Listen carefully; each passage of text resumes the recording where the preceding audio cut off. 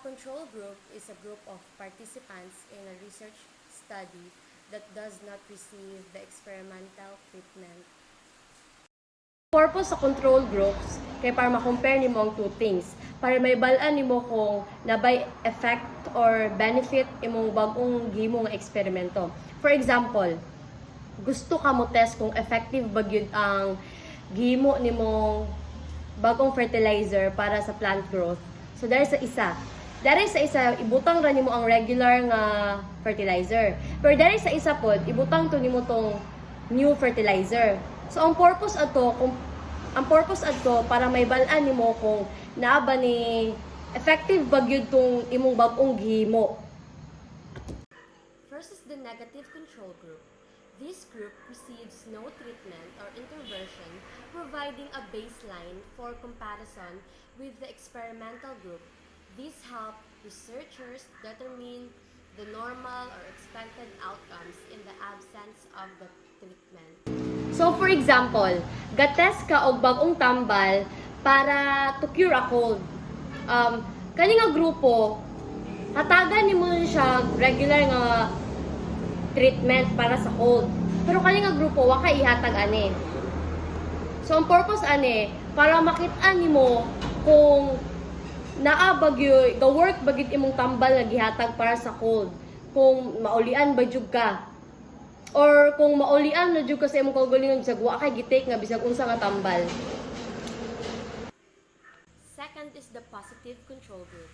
This group receives a treatment or intervention that is known to have an effect, serving as the benchmark to confirm that the experimental procedure is working properly and to validate the results of the study. So for example, nag-test ka og new fertilizer para sa plant growth na pod. So sa control group, kani ang regular fertilizer, gibot nga nimo regular fertilizer. Sa experimental group, gibot nga nimo katong new fertilizer. Sa positive control group, dato ni gibotang tong fertilizer nga kabalo na ka nga effective daan.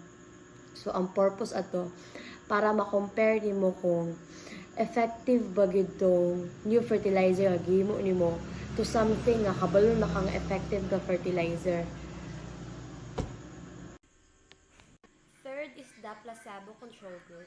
This group receives a placebo, a fake treatment or intervention that is distinguishable from the actual treatment. So for example, gatest ka og new pain relief pill. So that is a placebo controlled group.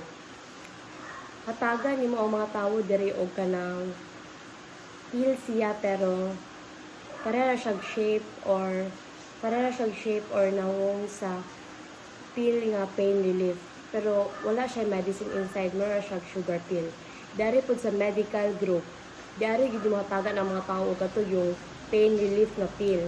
So ang purpose ani kay para may balaan nimo kung naulian ba gyud sila kay tungod ga take slag medicine or naulian sila kay sa ilang hunahuna ga take slag medicine pero wala di ay. Fourth is the historical control group. This group consists of data from a previous study that is used as a control group in a current study. So for example, ga-study ka og new treatment para sa aning specific na disease. Ani sa new treatment group, diari itong mga tao nga dawat atong bag-ong tambal. Pero sa historical treatment group, kahit itong mga sa unang tao nga naisakit nga, nainani nga specific na sakit before pa na-made tong bag-ong tambal. So by comparing them, may balaan nimo kung mas effective ba gyud tong bag-ong tambal nga gihimo or mas daghan pa ba siya advantages kaysa atong old treatment.